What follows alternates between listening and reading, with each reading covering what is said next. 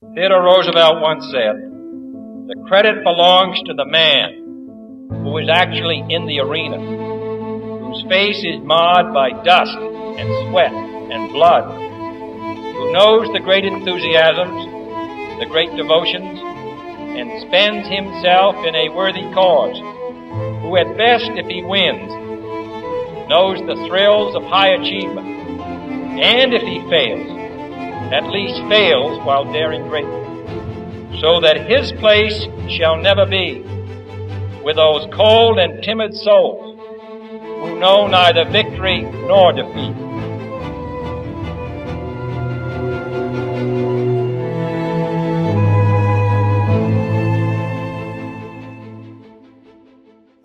Welcome back, Day Before Rehab podcast.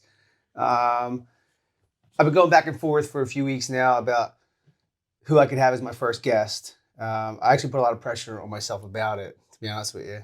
And then I thought about resilience and perseverance. And no one in my life can describe or have their life point to resilience and perseverance more so than my sister. Oh, thanks. Introduce yourself. Hi, I'm Natalie. I'm Anthony's sister. So my sister and I are extremely close. Wasn't always the case. I think we actually hated each other for, probably the first 15 years of our lives. A lot of years. So before we get into the podcast episode with my sister, a little check-in.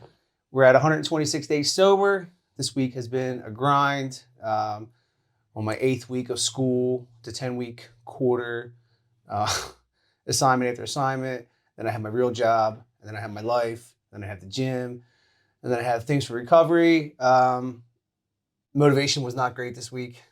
Then the only thing I could think of was, shit sucks. You just got to keep going. Keep going. Keep going.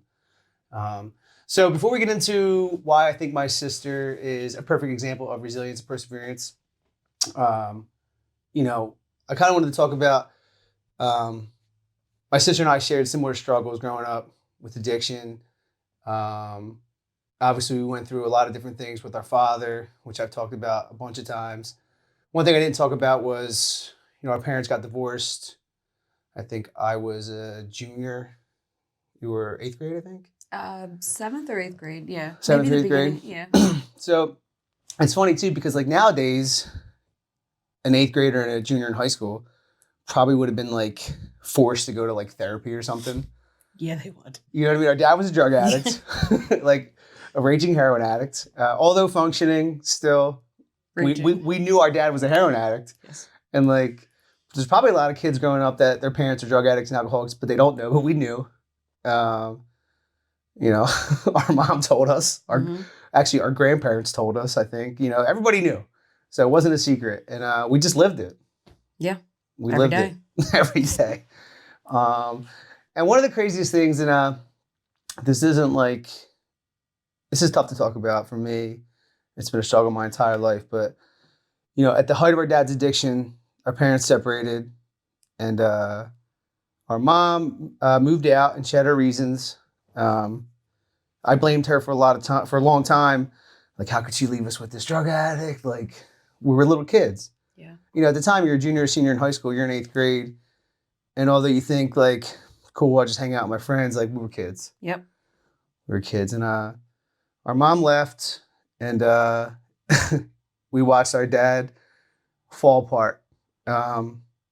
Literally as close to my sister is to me right now was as close to our dad was to us, and we would see him be falling apart.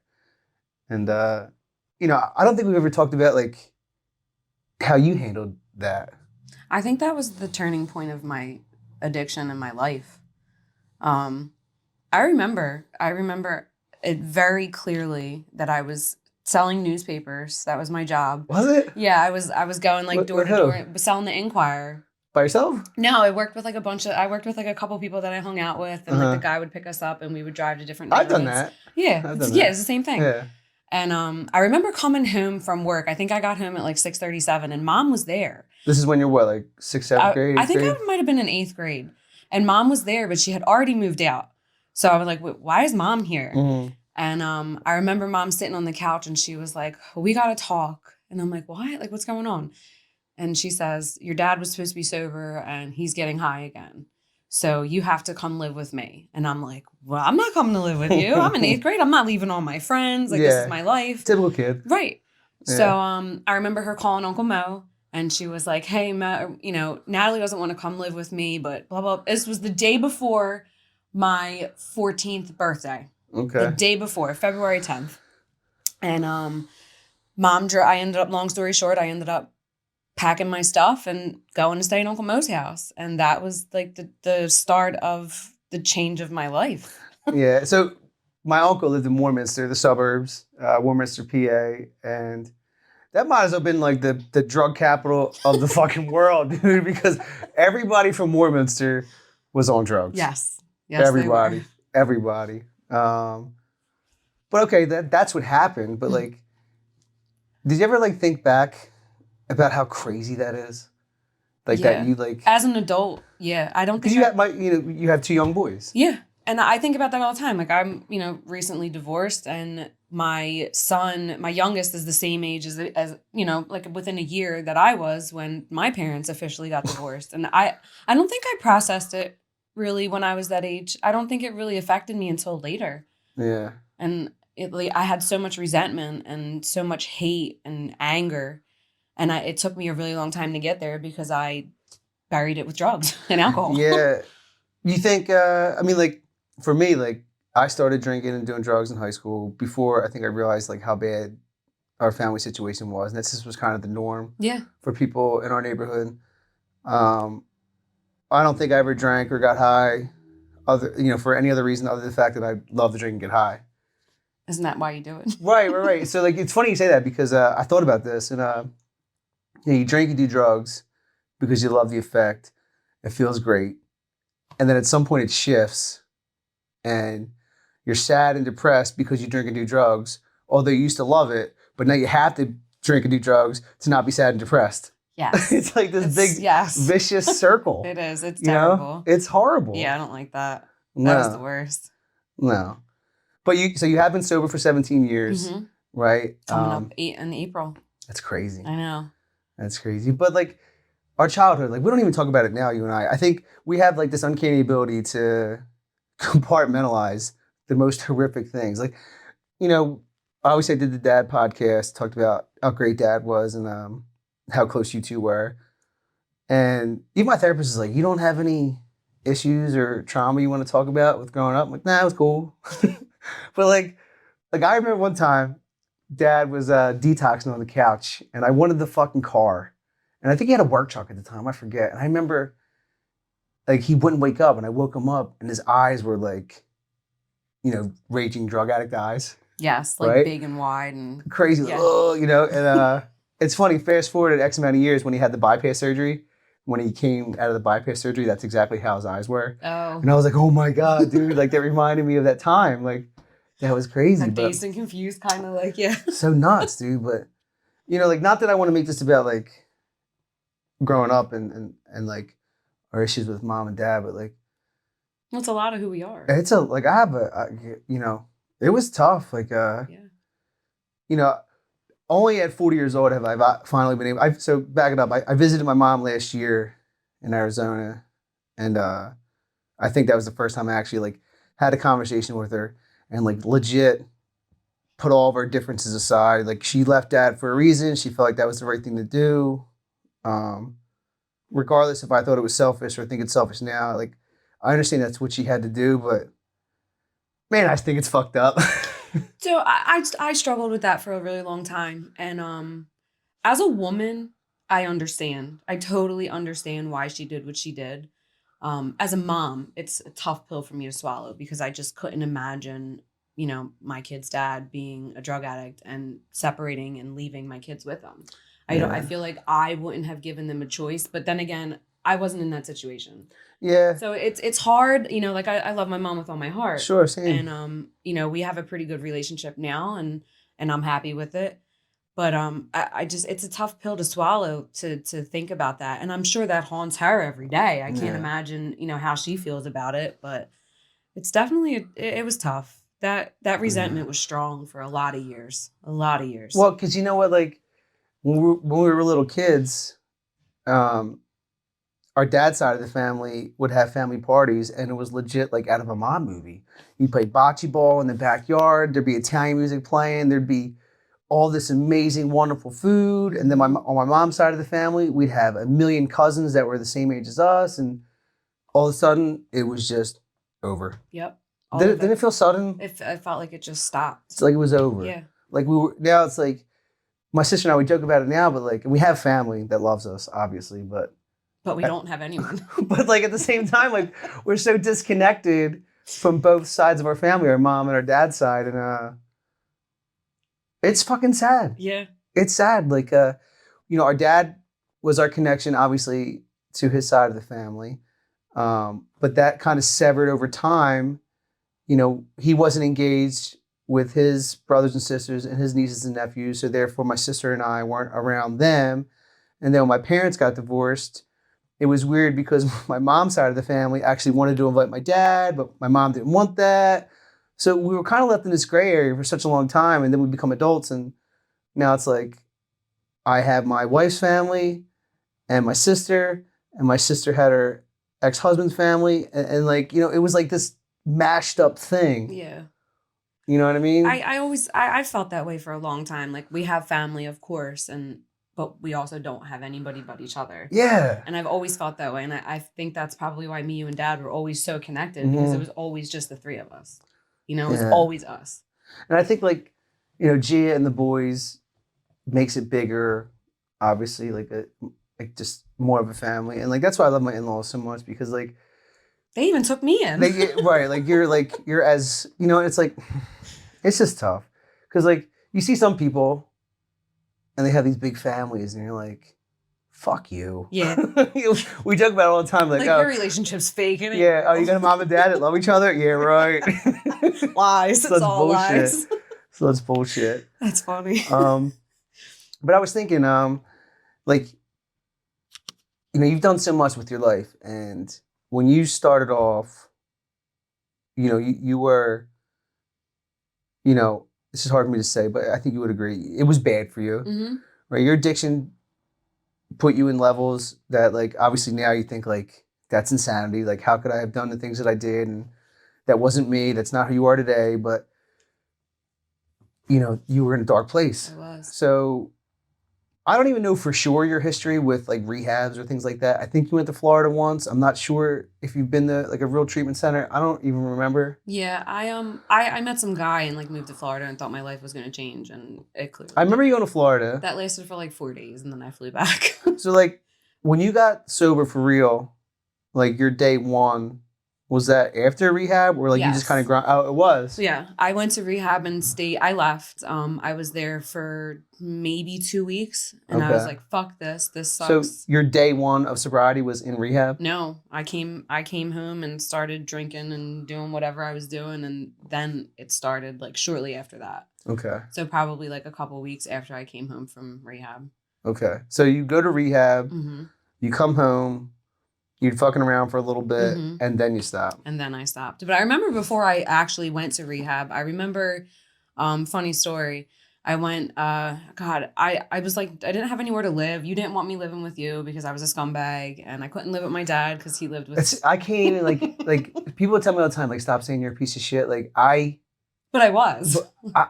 But you're such an amazing person. Like. That's probably the first time I ever heard you say, actually, that's the first time I heard you say, I'm a scumbag. And like, it's hard for me to even hear. I mean, I'm not now. No. It definitely was. Addiction and alcohol, it took over me. Yeah. I wasn't, I wasn't like a real person. It was weird. But I remember like going to Dad's house. I think I called him at like 6:00 in the morning. And I was like, Dad, I need to talk to you. And he was like, what's up? I'm like, I'm coming over. And I got there maybe around like 7. And I just remember Dad was in his room sleeping and Michelle was on the couch. And our stepmom. Whatever.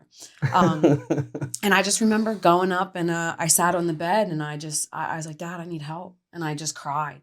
And he fucking hugged me and he cried his eyes out. And he was like, we're going to fix it. We're going to get you help. And I could cry right now just even thinking about it because my dad told me he prayed for that.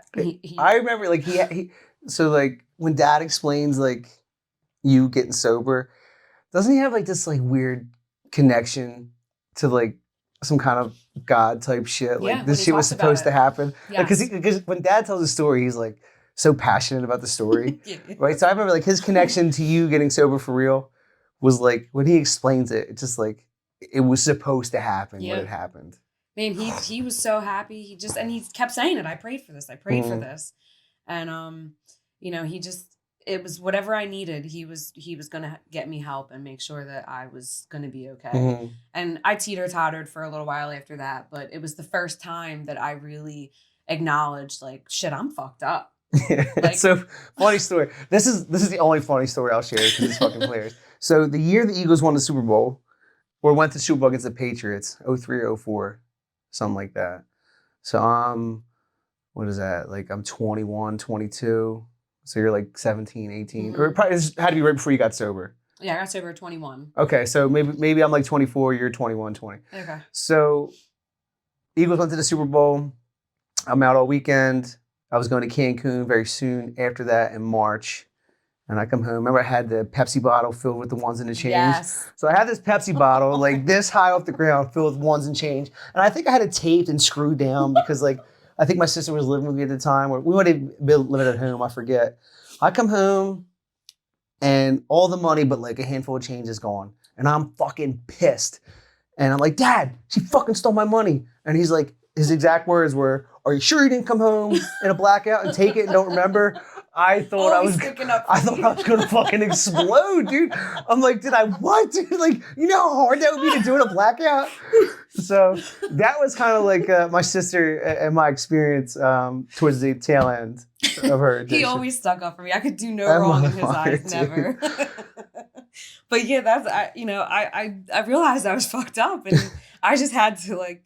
I couldn't do it anymore. And I was so young. I was 21 years old. You know, that's hard. I was young. That's and hard. It really escalated so quickly for me. Yeah. You know, like, I dabbled in drugs and alcohol in elementary school and high school, but it just escalated and it got bad really fast. Even that, like, when, like, I just had dinner with some lady a few weeks ago, someone I used to train, and, like, her kids go to prep school and this and that, and, like, dabbling with drugs and alcohol in elementary school was not abnormal. Not for us, it wasn't. No, dude. No. That was the reality of growing up. Like, you know, we grew up in Tacony, and I would always joke, like with people I knew, like, yeah, I'm from Mayfair. Because really, Tacony was like the fucking hood. Yeah. Except for like our couple blocks, the block we lived on. Our block was fine. Yeah, we had old Italian people, but shit was wild growing up. It really was. And I mean, now that I look at it, you know, my oldest is 15, my youngest is 12, and neither one of them, I'm pretty sure neither one of them have drank or done drugs. Shot. These kids are like. And I you know, when I was my son's age at 15, I was already drinking behind the tracks. Keg parties. Keg parties, the whole nine, and just I can't even imagine them doing it now. Like, that's wild. I know. Even I know Gia does what she does, but nothing compared to like we were. No, nothing. No, not at all. So, you know, you go to rehab, you come back. And, you know, you were so young and we didn't have a relationship at this point. But, yeah, I know we felt the same. Yeah. Like, so what was that like starting your life over, sober? Because shit happened for you quick. You got pregnant quick. Things just happened quick. Honestly, I don't really know if I can say how I felt. Like you said, things happened so fast for me. And I just remember the first year really of getting sober. I was so gung-ho and happy. You know, I was like, holy shit, like this is a new life, this is what it's like. And you know, years just started to accrue. I got pregnant, let me see, I got sober in 2007. My son was born at the end of 2008. That's crazy. So, you know, with less, you know, it was like a year and a half maybe total. And then I was going to school, you know, ended up buying a house within a couple years. Like all these things just started happening. Yeah, meanwhile, I'm like 4 years older than my sister in the union, and she gets sober a year later and is already buying a house. And I'm like, what the fuck? Yeah, it really, I don't know. And I mean, years went by and it just kind of, it was like, now with all of these years, my biggest problem is like, I'd love to have a glass of wine with dinner. You know, like stupid shit, just dumb shit. But I can't really say how I felt in the beginning. It everything just like bombarded me at once, and it was overwhelming, but yet so happy to not be in the spot that I was. Have that weighing on you. Yeah. Yeah, it's crazy. You just felt like you were like alive again, right? Yeah. I was like living because I spent a lot of years, like all, you know, my high school years not living. That's the one thing I think about sometimes with you, because like before I realized, you know, I had a problem with drugs and alcohol, like I had the most amazing time for like, you know, 18 to like 25. Like it was a lot of fun. Like I got to experience all the nightlife, the AC trips, going downtown, going out with my boys down the shore, all that kind of stuff. And like you didn't get that kind of life. I didn't do any of that. You went 0 to 100 real quick. Yep. And it's weird. Like I'm doing that stuff now, like the vacation, AC, like even going to clubs and stuff. Like it's weird. Which is pretty admirable because like, you know, I'm only at 126 days in, and I'm married and I have a 21-year-old daughter, or she's going to be 21. So like, we're in different spots with that. So like, I can appreciate you want to do that kind of shit. I'm just like, oh, it sounds terrible. It sounds terrible. You know what I mean? Like if I'm not like hanging out with my wife in my bed or going to dinner, I'm like, I gotta do what? I gotta do things. I gotta people. A lot of peopling. It sucks. I know. It's not that bad right now though. I'm enjoying life. Well, so you get sober, you already find a dude, you have a kid, and then at what point do you start thinking about like what your life's gonna look like career path? You know what I mean? Because you had the biggest struggle ever finding your career path. I feel like it was such a struggle for you. I did. I always wanted to be a nurse. Yeah, why though? I don't know. I always wanted to be a nurse. I actually wanted to be a pediatrician when I was a kid, and then the older I got, I wanted to be a nurse. I don't know. I just always did. Mm-hmm. There was really no significant thing that happened other than I just knew that's what I wanted to do. But I did struggle. I went to school after D'Angelo was born. I went to school and became a cardiovascular technician. And I still knew I wanted to go to nursing school. And I ended up having another child 3 years later. So I was still a cardiovascular tech. And after Vinny was born, I was like, all right, I got to get on the ball. So I started my prereqs. Got into nursing school. My prereqs took a really long time because I couldn't go full time. You know, I could do 2 classes here, a class there. So that took like a couple years. And then I ended up like a year and a half in and failed my 3rd semester. And when you fail, you fail. This was at Harcum? This was at Harcum. When you fail, you fail. Their pass grade was a 78 and I had a 76. So it was like, you're shit out of luck. And I remember we talked about this a million times because like half the fucking program failed. Yeah. And, like, you know, and I think I was in college at the time. I was an undergrad. So it's like no good program has like an 80% fail rating. It's fucking crazy. I think they had like some issues with their, they might have been on the verge of losing their accreditation. So they revamped their program and only wanted the best of the best students. Right. Whatever. So I failed there and then I was really confused. Like I didn't know what to do with myself. So at one point I was like, I'll be a cop. That's right. That's right. That's right. So, I remember thinking that like, is she fucking nuts, dude? Like, is it a cop? I took the physical fitness test, the written test, and they give you the PDQ book where you have to fill out all this stuff and you have to be honest. And here I am being honest. Yeah. And put like I used to do drugs, I did this, I was in trouble. And when I went for the interview after did you have to take a lie detector? No. No. I didn't make it that far. So when I went to the interview, the cop is like, yeah, we can't hire you. And I'm like, what? He's like, yeah, your background's a little sketchy. And I'm like, son of a bitch. So that took me out for a little bit. I'm like, what am I gonna do now? It's depressing because like, you know, like you switch focus, and I've done this plenty of times. You switch focus, you dive head first into something. Oh. Yeah. And then you fail. You do. You fail for being honest. Yeah. You know what I mean? And like we talked about it before, like you're in sick shape, you're smart, you're sober, you're a good person, but nope, you have a bad history. I'm thinking like now they hire cops like anywhere because nobody wants to be a cop anymore. Right. Like you be the best cop. Now it's like it's fucked up. But that's so it took me a little bit, and then I went back to college, and I was like, oh, I'll just be a drug and alcohol counselor. And then I took some classes for that, and I'm like, oh, this isn't what the fuck I want to do. So I ended up applying for nursing school again. Oh, and then I applied for nursing school, and I got rejected the first time. Like the second time so I went to nursing school, cop. Back to nursing school. I got rejected. My application got rejected. And I'm like, son of a bitch, because I was missing one piece of the application. Right. So I had to wait a whole year to reapply. I don't think I remember that. Yeah. I've reapplied, and I'm like, I'm gonna this checklist, everything on here is done. I'm submitting my application, and I got in. Like, son of a bitch. I was so, I had to wait a whole year, and then finally I got in, and here I am graduating almost at the top of my class. So how long were you in nursing school for? The first time or the second time? Like in total? Oh God. School took me 10 years. So we're similar in that regard. So it's what she's leaving out, or what you're leaving out, is like, this is like a decade and a half journey, right? You do that cardio job that you had, whatever that was. I remember that was like a night job, right? I worked like weird shift till like 2:00 in the morning. A fucking weird shift. You try to become a cop, doesn't work out. Drug and alcohol counselor, doesn't work out. Fail out of nursing school, don't get in nursing school, get in nursing school, graduate nursing school, right? And that whole process was what? How long? 10 years. 10 years. Yeah. That's fucking maybe like crazy. maybe 8 or 9, but yeah, like roughly. Yeah, it took a while. It really did. Like I said, I worked my ass off for that. I really did. And then, within the first year of graduating nursing school, I got my bachelor's degree, and here I am. Yeah. That's amazing. Tough. Right. So here you are now. You're a nurse, Mm-hmm. right? And it took you 15 years to get there, right? Roughly.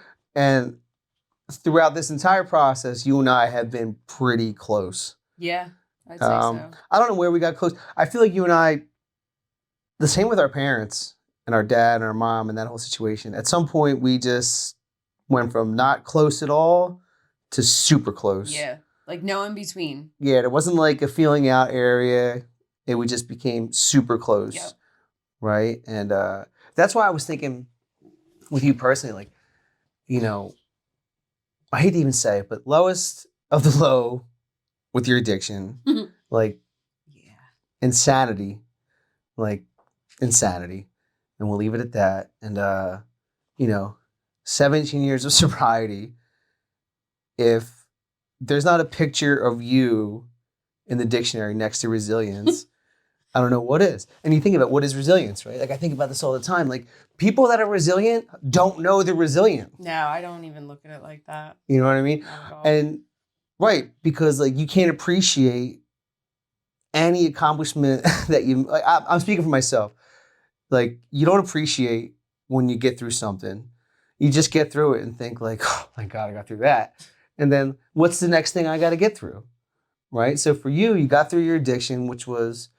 You can't put into words how hard that was, like, unless you've experienced it. And I said it on the last podcast, like, my dad dying was the second hardest thing I had to deal with. Getting sober, was worse for me. I don't know if you can feel the same way, but like, it was worse because, I couldn't do it for my dad. I couldn't do it for my daughter. I couldn't do it for my wife. I couldn't do it for anything. Well, that's what they say. You can't do it for anybody but yourself. Was the worst. So you get through your addiction, you grind out these kind of like not meaningless jobs. They're jobs that help support your family. So they're not meaningless, but there's kind of no long-term career path with some of the jobs that you had. Or maybe just that one job. You had it for such a long time. Yeah. Right? You fail out of nursing school, then you can't get into nursing school, and then you get in and you do all this, right? You're raising 2 wonderful kids. And then right before you graduate, our dad dies. Mm-hmm. Yeah.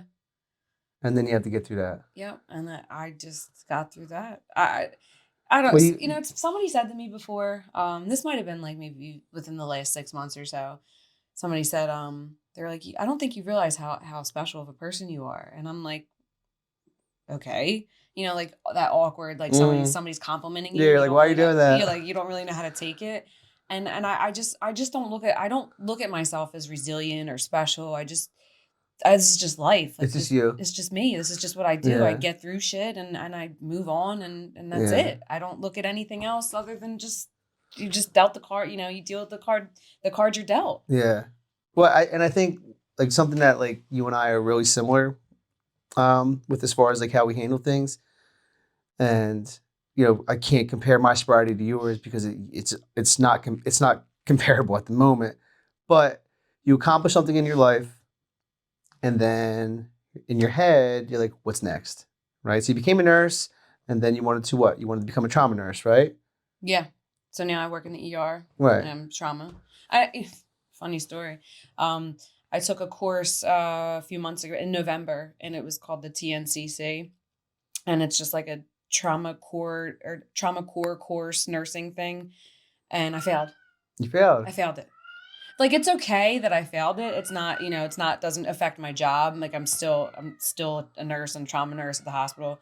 But it was just an additional like little certification to add on to my background, and I failed it. And I was like, son of a bitch, like here I am fucking failing things again. Yeah. But it was like, okay, like what's next? So you gotta take it again, or I can take it again. That? Yeah, no, I can take it again. It doesn't matter. Again, it doesn't affect my job. It was just something to add on to my background, just to tack on something good on my resume. It looks good for the hospital. Yeah. And I'm like, well, fuck, I failed. And then it's always one thing after another. I'm just preparing myself. Like, I get through one thing and then I prepare myself to get through the next thing. And life's always throwing me fucking curveballs, and it's crazy all the time. Well, and I think one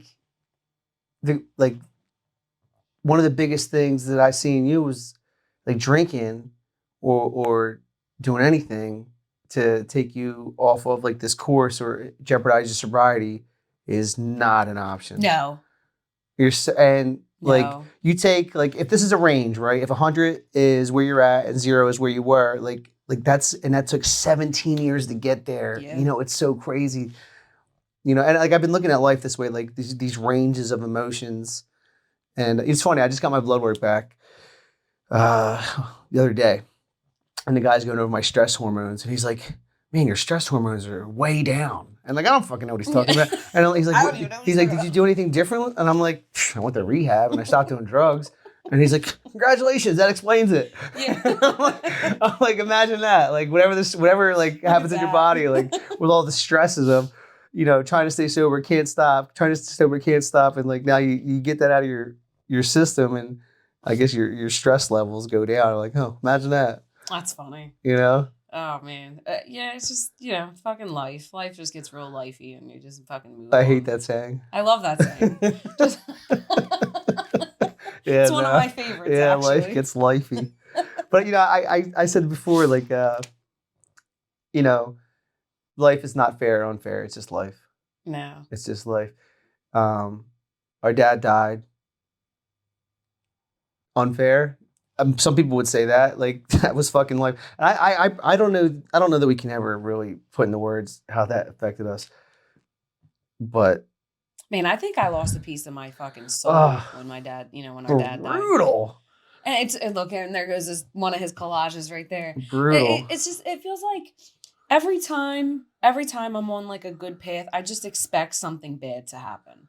And lo and behold, something bad always happens. So I think I'm always like mentally prepared for something bad to happen. Well, it's hard to even like tell that's how you feel because you always look like you're so fucking happy. Because what else am I supposed to do? If I wasn't like this, I would just be in a corner somewhere crying. Yeah. I can't, what? Dad, fail nursing school, get back in. Well, dad dies, graduate nursing school, buy a house, I get divorced. Get out of here. So it just goes to the type of person that you are.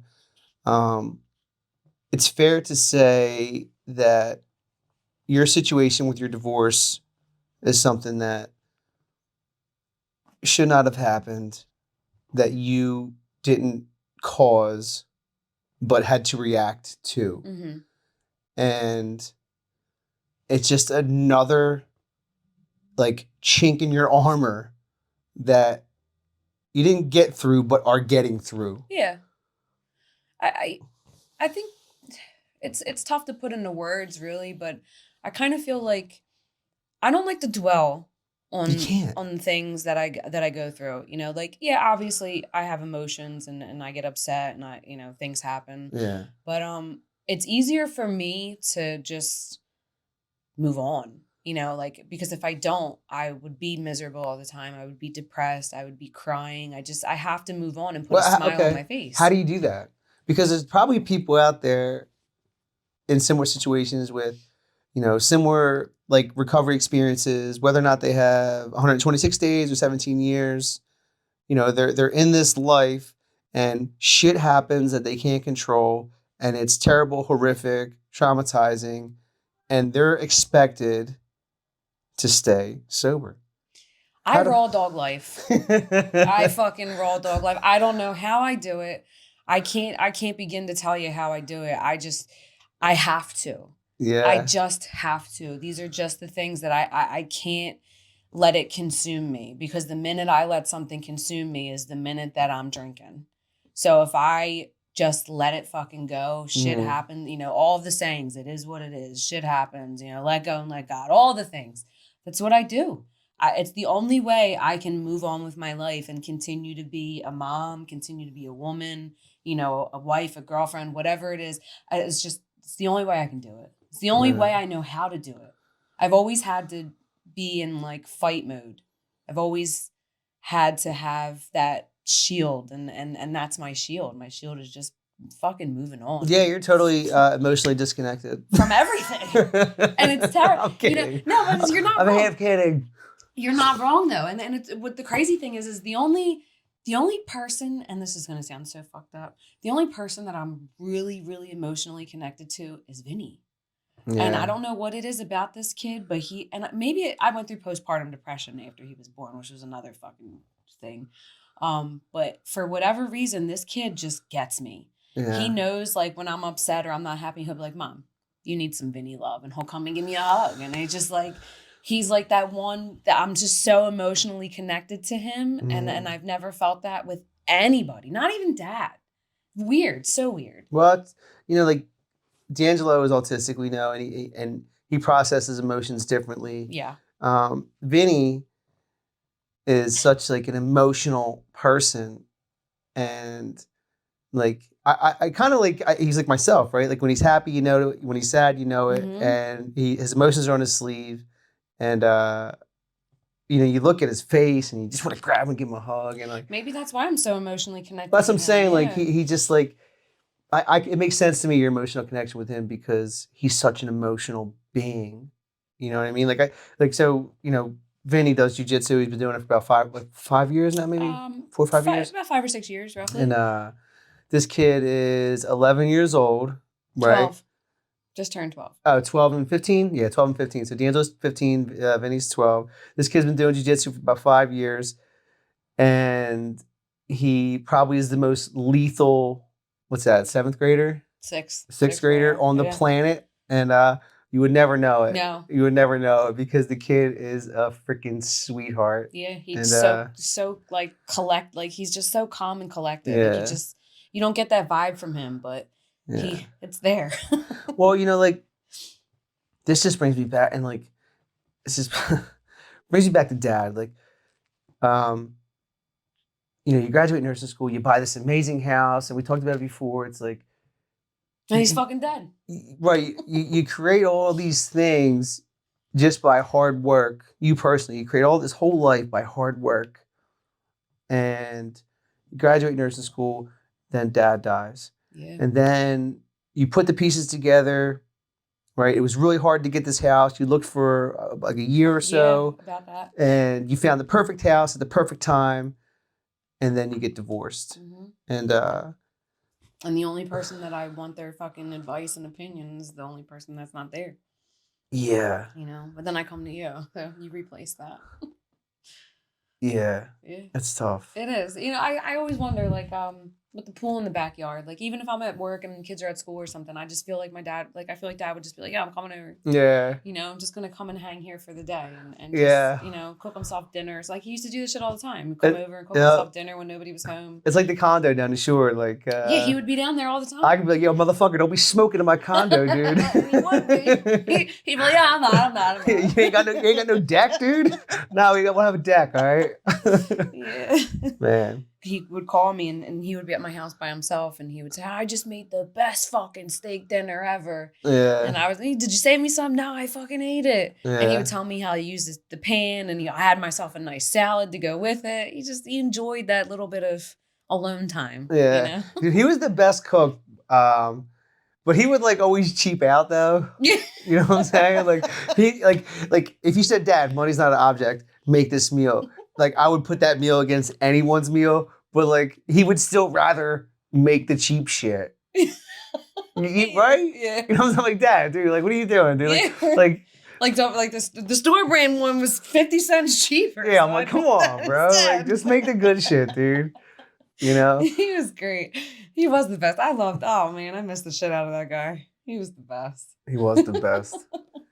What did you and Megan used to do when you went out? We would, we go out to eat all the time. We'd always bring him leftovers, and like he would just he would just appreciate the leftovers. Yeah, dude. That's funny because towards the end, when he, like the last maybe couple months that he was kind of like pretty sick, I would go out to eat, and I remember it was October because he died in January, so this was October. We went to like a Longhorn or something, but it was in Jersey, and it was when I was really having a hard time walking. And we met and we went out to dinner, and I have a selfie of me, him, and the boys. And that was like the last time we really went out to dinner together. Yeah. And then after that, he started to decline pretty quickly. But every time I would go out to eat, I'd call him, Dad, I'm at this restaurant. Like, do you want something? And he would have a moment of like feeling good. So he'd be like, oh yeah, give me this. And I would bring it home to him. And I was constantly bringing him food, leftovers, whatever he wanted. Even at the hospital. He called me the one day, he must have been, feeling pretty good and on medication or whatever. He calls me like, you know what I want? I'm like, what? He's like, I want a cheesesteak with sauce and fried onions. You got it, Bruno. I went to the store, got him a cheesesteak with sauce and fried onions, and drove it all the way to Penn Presbyterian. Yeah. Yeah, he loves his food. Yeah, the last time I took him out to eat, obviously, as you know, was my wife and I took him to Dante and Luigi's down in South Philly. And, not that we have money because we don't, but, like that, get whatever you want. And like, he was just like, sure, man, you sure? like trying to pay. Like, I'm like, get whatever you want, man. Yeah. And, this was the first year we couldn't go to Dante and Luigi's because it was the height of COVID, but we've been trying to make it a yearly anniversary on that weekend to go to Dante and Luigi's with our family and keep that tradition going, which we will. I love it. But one thing I want to say before we wrap this thing up is when I was at work at UPenn and you called me and you said they intubated him. And we knew if that happened that was a death sentence. We knew that was the fucking end, right? Yeah. And we met, and the doctor felt bad for us. He let me, you and Michelle in the room at the same time, and pulled the plug. That's one thing I don't talk about very often, because obviously that was like the hardest day of my life. Well, one of the hardest days. But I remember getting that phone call, and I just kind of, I knew that this was it, But I remember when his wife called me in the morning and she was like, Nat, they took him to the hospital. He couldn't breathe. And I felt such regret and such like it was my fault because I was next door. So I always wondered, was he scared? I wasn't there. And I felt bad. Like I took a lot of fault for it. And I know it wasn't my fault, obviously, but I was just so devastated.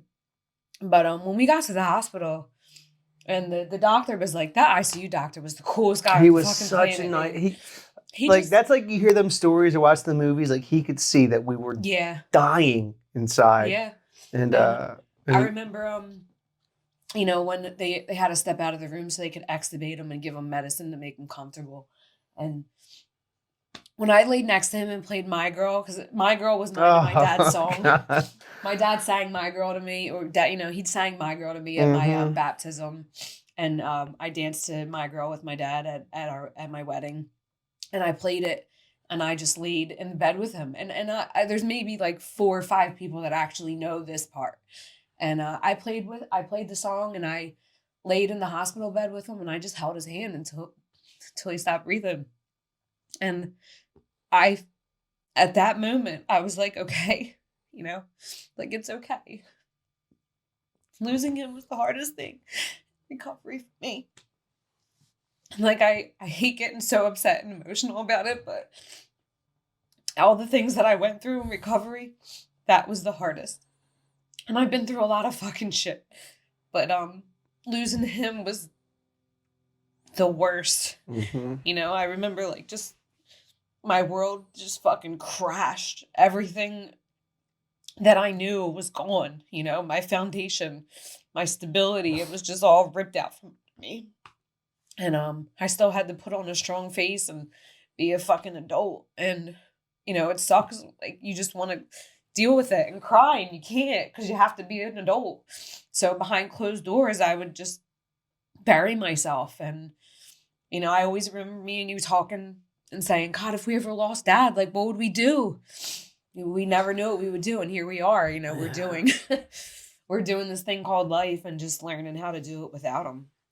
So these reasons are why I stopped overthinking who I could have on first and thought, like, what better person on the planet than to, you know, illustrate what perseverance and resilience look like than you.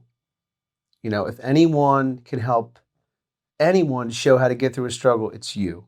And I know your life is lifey, and you know, right now you're focused on getting through this next hurdle, which is your divorce. And but if you sum it up, it's you got sober at 21, drugs and alcohol crushed your soul, right? Robbed you of a lot of different things. You get sober. You work your balls off to become a nurse. You work your balls off to get this beautiful house. You work your balls off to be this great mom. And then you get divorced. Well, first you lose your dad, then you get divorced. And you have to keep going. Mm-hmm. And how do you keep going? You just do it. Yeah. And like that's why I said, like, resilient people don't know they're resilient. They don't know they're strong. They're just doing everything in their power to fucking keep going. Yeah. And I appreciate you so much. I really do, because I always wonder how, you know, how you always wonder how dad would look at you. I feel like you're that person for me. Like I always wonder, and I always want to know, like, does my brother, you know, how does my brother feel about me? Mm-hmm. And it makes me feel good that you feel that way about me, because I fucking love you with all my heart. I love you. And it's definitely, it's very refreshing to feel that way and to know that you think that way about me, because I don't really know how I feel about myself, honestly. I get that. I have a really hard time taking compliments. Like, feel like I feel sometimes I look in the mirror and I'm like, I feel great today. And then other times I just like don't feel anything. Yeah, when that happens to me, I just get a haircut. I'm serious. Like, I'm just gonna get a freshie. You know what I mean? I'm gonna get a fresh haircut, and then it's the little things. Little things. I like to eat, so I'll order myself some food and be like, you know what? I just really want Mexican today. We're gonna get Mexican. Yeah, that's funny. Well, I mean, I'm so happy that, you know, it's a journey. I've struggled for a long time, and, you know, despite where we started, we can both identify wholeheartedly with how each other felt and what the experience is like when you're just getting sober. And the best part about being sober, you know, are the connections that I have with all things, but mainly the connection that I have with you and Gia and Megan, because when we're hanging out, when we're together and I'm not sober, it's just fake. Yeah. It's not real. There's no. And I always could tell. Yeah. I always, like, you wouldn't call me, you wouldn't come around, and I always knew it. Like, I would never say, I never really said anything to you, mm-hmm. because I know, like, I have this weird thing when it comes to men in general. Like, men, you don't really deal with these things effectively. So, you know, you guys tend to shut down, and you just need, you need your time. And when you are ready to talk about it, you'll fucking talk about it. Like, yeah. And that's, you always would come back when you were ready to talk about it. Yeah. And, you know, just like dad, you'd be there with open arms. And when you're ready to talk about it, I'm here to listen. Well, like, I sent that mass text to the family, and you hit me up on the side. Like, I think it's time to go to rehab, bro. And I think that was the best idea. I would say the only difference between you and I is that if I were to have 17 years sober, I'd probably be the president. Yeah, you would. You know, I'm prepping to take over the world at 4 months sober, so we'll see what happens. Yeah. We'll see what happens in 17 years. But I love you. I wanted to show whoever would listen or watch that you're the definition of resilience. You've been through it all. You're going through it all. And I have no doubt that you'll get on the other side, and whatever hurdle comes up next, it'll just be another thing. Raw dog in life. Raw dog in life. I love you. I love you. So if you like what we're doing here, if you like my sister's story, she's a beautiful, wonderful person. Please like, subscribe, and thanks for watching. I guess I want to end it this way. Love you, bro. Yeah. We love you, Dad. I love all of you. We love you, daughter. I love you too. Wow, that was nice. And I tell you what, let's go!